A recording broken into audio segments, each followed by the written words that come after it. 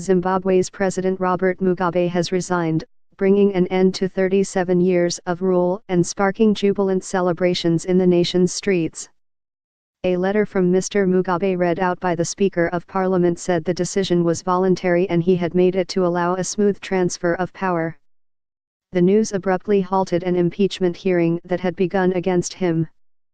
The ruling ZANU-PF party says former Vice President Emmerson Mnangagwa will succeed Mr. Mugabe, in power since 1980.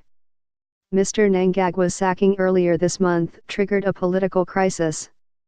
It had been seen by many as an attempt to clear the way for Grace Mugabe to succeed her husband as leader and riled the military leadership, who stepped in and put Mr. Mugabe under house arrest. After the resignation announcement, lawmakers roared in jubilation. Mr. Mugabe, 93, was until his resignation the world's oldest leader. He had previously refused to quit despite last week's military takeover and days of protests.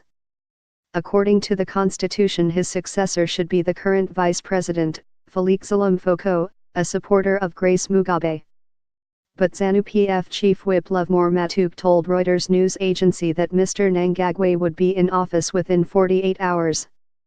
Speaking from an undisclosed location earlier on Tuesday, Mr. Mnangagwa said he had fled abroad 2 weeks ago when he learned of a plot to kill him. Analysis by BBC World Affairs editor, John Simpson. Most people assumed that the only way Robert Mugabe would give up being president was to die in his bed. He probably thought so too. In fact, the last of the old-style 1970s and 80s liberation leaders, most untypically, resigned in writing. Perhaps that says something about the way the world has changed in the 21st century. No storming the presidential palace, no ugly end at the hands of a crowd like Colonel Gaddafi, no execution by firing squad like President Ceausescu of Romania, no hanging like Saddam Hussein. Zimbabwe, in spite of everything Robert Mugabe visited upon it, is essentially a peaceable, gentle country. And despite all the immense crimes for which he was responsible, he is in some ways an intellectual, rather than a brutal thug along the lines of, say, Idi Amin. He'll be remembered for the massacres in Matabeleland in the 1980s, for the farm invasions of the 1990s and later, and for the brutal repression of the opposition movement for democratic change when it seemed on course to win the 2008 presidential election. The man who seems about to take his place, Emmerson Mnangagwa, was deeply involved in most of those crimes, yet people in Zimbabwe, like the outside world, will be so relieved to see Mr. Mugabe go that they will be tempted to forget all that.